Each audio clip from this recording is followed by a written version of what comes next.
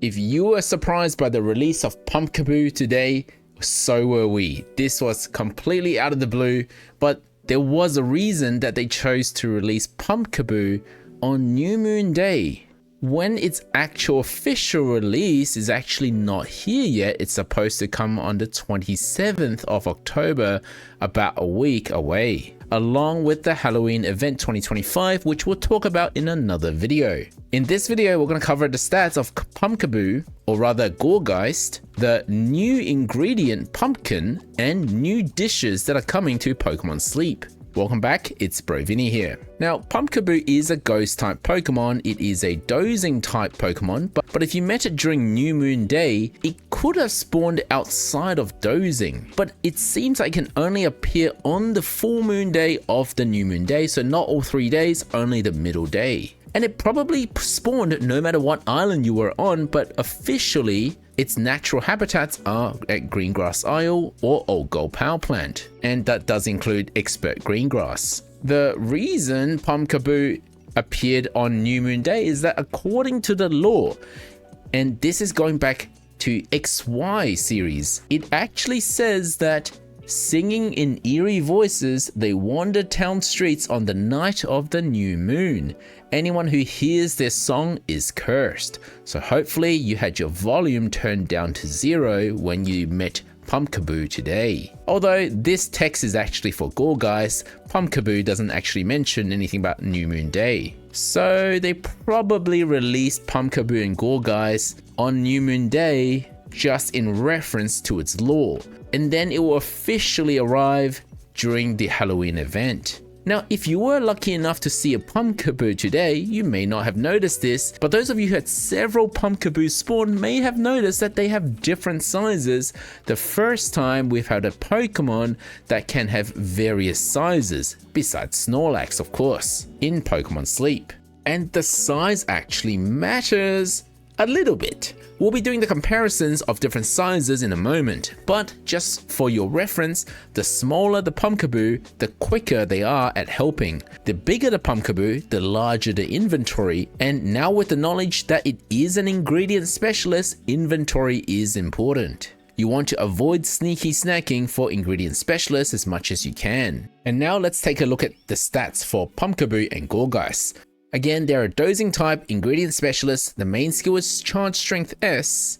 And to evolve into Gourgeist, you will need a linking cord and 80 candies. Any level will be fine. Gourgeist actually has an atrocious ingredient rate, and there's probably a reason for it, but if we're to compare to every other ingredient rate, and you should know that ingredient rate on its own doesn't mean very much, but just for your reference, the ingredient rate is the lowest of all ingredient specialists. So you can see Pumpkaboo at the bottom. If we ignore the lower evolutions, well, Gourgeist is still at the bottom at 13%.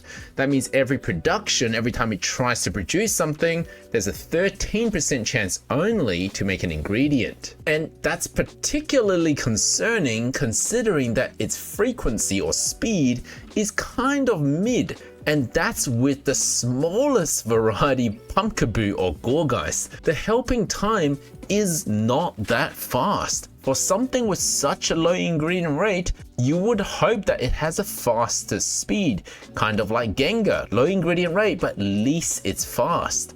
So where does it make up for it? Let's take a look. As you might know, the other thing that affects how much ingredients are dropped in total in a day is, well, the batch of ingredients. So we've got 2 pumpkins at level 1, 5 pumpkins at level 30, and 7 pumpkins at level 60, which actually doesn't sound like a lot. These are actually quite low numbers. The high numbers are with the beans. 18 beans per drop at level 60 is insane. That completely blows out the inventory limit, especially for a small variety, Gourgeist, which sits at 15. So you'll see in a moment that the overall production amount of beans, if you were to roll a BB option of Gourgeist, is actually not too bad. But there are many bean options. You don't need to use a Gourgeist for it, especially when it's exclusive for pumpkin. So why are the pumpkin numbers so low? That has to do with the base strength of pumpkin. If we look at the strength for beans, it's 100 strength per bean, but look at pumpkin. That's 2.5 times more strength than beans. So just from a pure base strength perspective, multiply the pumpkin by 2.5, it's more strength than the 11 beans would give you. And the fact that the 11 beans actually take up more inventory space, the base strength is worse. Overall, pumpkin is still going to be the better option, besides the fact that it's exclusive for pumpkin at the moment. Now let's take a look at the overall stats in comparison to other Pokemon. Of course, Gourgeist is the only Pokemon for pumpkin right now, so we don't really have any comparisons. What we can do though is, since I already brought up Gengar as a comparison, and they both happen to be ghost type ingredient specialists, let's take a look at them side by side. So we've got Gengar, who at level 60 under these circumstances with base stats would farm 74 herbs, compared to Gourgeist with its worse ingredient rate than Gengar and worse speed than Gengar, despite being the small variety, meaning the faster version, farm less pumpkin than herbs. And once again, it just makes sense because herbs have a lower base strength than pumpkin. In fact, pumpkin's base strength is so high, it's only topped by Slowpoke Tail. It has dethroned Leek for the second spot. Leek only 185 base strength. So if you found it hard to farm Leeks, you shouldn't be expecting to find it easier to farm pumpkins, considering how strong pumpkins are, meaning that pumpkins are actually really good filler materials if you're preparing a huge expand pot to start an event week, if for example you haven't got enough tails to fill the pot. And it's reflected here that despite lower amount of pumpkins, you can see that the overall ingredient strength is higher than that given by Gengar. And similarly, if we put it next to the current best Leek farmer, Farfetch'd, a mono Farfetch at level 60 farms 54 leeks, whereas Gourgeist farms only 43 pumpkin. So again, you're expecting less pumpkin than you would Leek for similar stats. But overall still a bit stronger in ingredient strength farmed in a day. These comparisons are just for interest only, so you understand how pumpkin works. It's just a strong ingredient, but you're not gonna get a lot of it. Do you really need a lot of it in numbers? Well, we're gonna take a look at the dishes in a moment. But first, I want to sidetrack over to the other potential for Gourgeist. If in the future you find another pumpkin farmer that isn't Gourgeist, maybe they release another Pokemon, could Gourgeist be used for beans farming? Let's take a look at our beans options. So we've got Tyranitar, Golem, and Quaquaval, all of which farm around the same amount of beans, with Tyranitar topping the list, but Tyranitar is best used for ginger instead. Regardless, under similar circumstances, they all farm about 92 to 93 beans. Well, an ABB option of Gourgeist would farm just under 90 beans, so not a huge amount less, but definitely not a power creep on beans, so don't use Gourgeist for beans.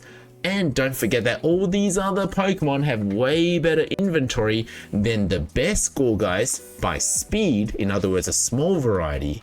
So inventory is important, once again because once your inventory limit is reached, you can't farm any more ingredients. So things like a long overnight sleep, like 8.5 hours of sleep, or you forgot to open your app for a number of hours and your Pokemon has reached its inventory limit, well then you're wasting time having that ingredient specialist on your team. You either have an ingredient specialist with a higher inventory or you swap out for a berry specialist for a better overall outcome. Now, if we do switch to a jumbo variety Gourgeist, you will see these numbers drop even more, which is not a good sign. You do get a higher inventory limit though. So just for comparison, I've got a jumbo variety Gourgeist on the far right, and you pretty much see all the ingredients drop, but the inventory limit goes up to about the same as all these other Pokemon, meaning that Gourgeist is quite bad at farming beans because now it's closer to 80 as opposed to 90 in terms of beans farmed. So besides the fact that having too many drop at a time is actually a bad thing because then you hit that inventory limit too quickly, if just by chance 2 of the helps drop 18 beans back to back, well, the rest of the time that you don't log in, it's not doing any ingredients at all. And yes, even for mono pumpkin, a jumbo variety Gourgeist is also worse off in terms of how much pumpkins are farmed. But that's not necessarily a bad thing because it doubles the amount of inventory at base, which means you can be away for longer and it will be easier to use a jumbo variety Gourgeist than it is to use a small variety Gourgeist, which requires you to log in more often. Which begs the question, what if you have a small variety Gourgeist that has inventory up L? So it's taken up one sub slot, and compared to a jumbo Gourgeist that has helping speed taking up one of the slots, would that close the gap between the two Gourgeist varieties? Well, I'm glad you asked that question because I've done the numbers. And this is again for interest only. My general advice is don't worry too much about the sizing variety. If you get good ingredient specialist stats, so things like helping speed, ingredient finder, inventory, then overall you'll probably stick with that Gourgeist than any other Gourgeist that don't have good stats, but might be the variety that you prefer. So subskills are probably still the overriding factor here. Again, for interest only, this is what it looks like. So what I'm going to do is I'm going to give inventory L to the small variety Gourgeist, which will give it 33 inventory total. I'm giving helping speed M to the jumbo variety Gourgeist, and you can see that the speed is now slightly better than the small variety by about a minute. And before we saw that the small variety was doing better than the jumbo variety, but now that I've used up one slot on each of the Pokemon for one subskill to make them quite close, a bit more similar in their total stats, well, it looks like jumbo could be a little bit better. But will the 3 inventory difference make a difference? If I now set the time of sleep to say 8.5 hours, a single sleep overnight, well, the numbers actually pull closer again. So there's not a huge amount of difference between the varieties. I don't think it's important to worry too much about the variety, but it might be worth at least having some inventory on a small variety just so that you don't have to open the app every 30 minutes or every 60 minutes. However, if you enjoy opening the app that much, then a small variety without any inventory and just speed and ingredient stats might be the Gourgeist for you. But it's not a Gourgeist you will want to sleep with. So as a general rule of thumb for most ingredient specialists, daytime use if they have low inventory, nighttime sleep if they've got large inventory. Well, just to round out the whole picture, what about the skill output? Does that matter on a Gourgeist? Largely, it doesn't really matter and it's not really that broken. Gourgeist has charge strength S, the fixed variety for its skill, as opposed to the variable outcome charge strength S, which is actually the slightly worse version, and it outputs less total number of triggers compared to things like Golem, who's also an ingredient specialist, even less than Feraligatr, who is a berry specialist. So none of these are skill specialists, just for a fair comparison. So nothing too crazy here, and Gourgeist only evolves once, making it a bit worse in skill level as well. Overall, a pretty average output in skill. So naturally, the only question remains is, why do we need pumpkins? Are pumpkins even going to be that useful? So that all depends on the dishes, and in fact the strongest dish that's about to come up in desserts, Scary Face Pancakes, previously it was Clodsire Eclair that was the strongest in total strength, does include pumpkins. Thankfully, the amount of pumpkins is not as high as some of the other ingredients required in that same dish, so you don't need to farm as much pumpkins as other ingredients. You do need eggs, honey, and tomatoes otherwise. Unfortunately, it does require 103 pot size, but with the upcoming expansion in pot size, I think maybe just one trigger of Magnezone should be enough to cover this dish. The other new dish involving pumpkin is Roleplay Pumpkaboo Stew. Now you see it's a little bit further down the list, but one thing that's interesting is based on current pot size limit, which is 69, well, it is exactly 69. there's not a lot of dishes that's exactly 69 suitable for current gameplay that's this high up the list. The other one was Petrol Blizzard Layered Salad. But you can see that Pumpkaboo Stew does beat Petrol Blizzard Salad by a good margin, overall about 30% stronger than the previous pot size 69 dish. So until you're ready to spend your dream shards for the next pot expansion, this is actually not a bad dish to cook at all. Let's just look at curries and stews. Roleplay Pumpkaboo is number 3 in the list, beating out Keema Curry, which requires some pot expansion if you're stuck at 69 pot size. So in the time that it would take you to trigger Cooking Power Up S, would you have been able to farm these pumpkins instead, assuming everything else you can farm fairly easily?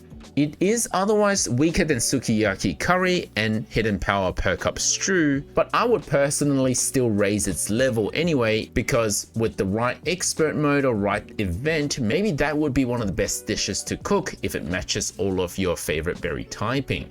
I mean, I can just see having ghost typing in expert green grass, meaning that both pumpkin and mushroom will be covered by Gengar and Pumpkaboo. Thanks for watching, guys. Let me know what you guys think of the Gourgeist surprise release.